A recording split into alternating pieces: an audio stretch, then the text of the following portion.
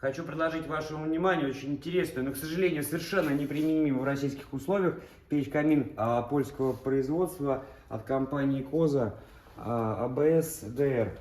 Смотрите, чугунное основание дымохода. Есть возможность установить дымоход задний. Приятная овальная форма. Потрясающей красоты тоже овальное стекло, стоимость которого, наверное, представляет себя половину стоимости печи. Очень интересно открывание дверцы. Вот в эту сторону, очень плотно. Заплотный шнур, все по фэншую.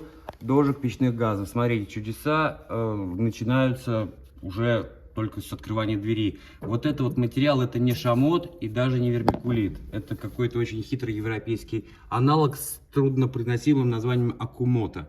Вот, говорят, он очень хорошо аккумулирует тепло.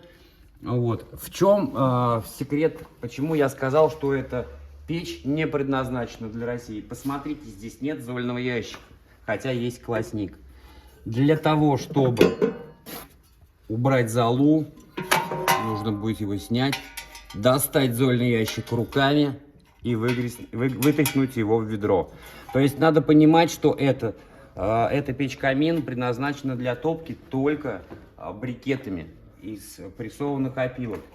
Причем хорошего качества. Иначе, вы представляете, что будет с руками, что будет с одеждой, что будет с квартирой там, или домом, в котором вы ее установите. Потом, конечно, поражает малая мощность этой печи-камина, всего 120 кубических метров. Для таких размеров как бы это мало, скажем мягко. Регулировка интенсивности горения осуществляется поворотом вот этой ручки. Никакой хитрости в этом нет. Там стоит самый обыкновенный шибер. Вот самый обыкновенный, я сейчас его трогаю, поворотом которого он приводится в движение. Обратите внимание на дырку в основании.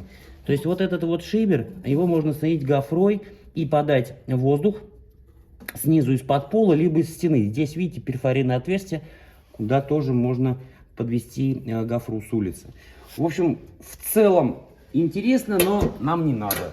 В общем, как говорится, красивая и дорогая игрушка. А я хочу напомнить, что все наши видео и много статей, в которых я пишу про печи, про вентиляцию, про камни и про дымоходы, вы можете увидеть только у нас в группе ВКонтакте. Ссылка под этим видео.